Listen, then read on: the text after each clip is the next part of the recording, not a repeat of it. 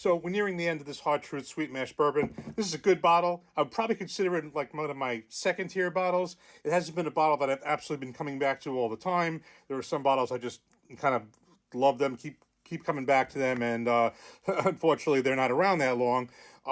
This has been here, probably around a year or so. It's near finished, and we're gonna be polishing it off soon. But it wasn't something that it was something that's good, but it's not something that I was always coming back to. So that's why I kind of put it in that second tier. When I got this, it was just when it came to New Jersey. I think I'd not seen it before.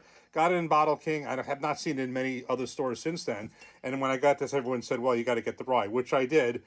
Other issue with that is this cork, beautiful cork, on the rye broke in half, and I had to kind of pry it out here, and I ended up having to put it in a decanter, so that's still sitting in there. But in any event, this has also got a great cork pop when it doesn't break in half.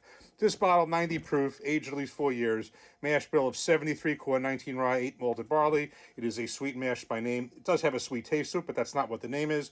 Sweet mash is when a back set is not used in the next batch, fresh batch, whereas sour mash, which is more common, is where they use a back set from one batch, and then that's kind of mixed into the next one, kind of gives some consistency. There's other reasons as well, but sweet mash, fresh, new batch used. There's no back set. But in any event, I'm gonna have at least for the camera a final pour on this one.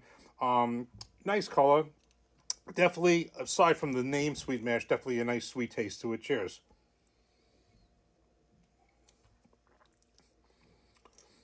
Does have a buttery mouthfeel.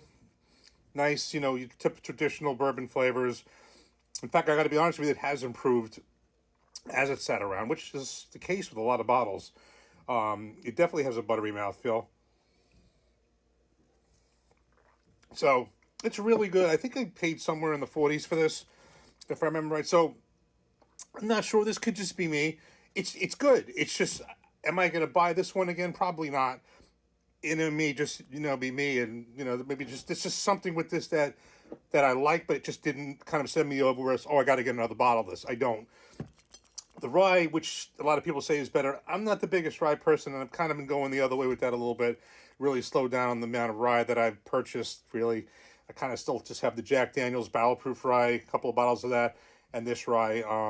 Not much else as far as the rye category. So this, it could be just a personal kind of opinion of mine. I like this. I think it's good. Certainly a good buy for the money. Nothing wrong with it. Definitely better as it sits along. I've only had these two Hard Truths, this bourbon and the rye. I think I've heard the wheated is very good, and I know there's other stuff from them that's good. I just don't see it by me. But what I would say is, if you see it, and if whether you've had something from Hard Truth, is it something that's worth, as far as what the price is? I see nothing wrong with it. Just for me, it's not a buy again.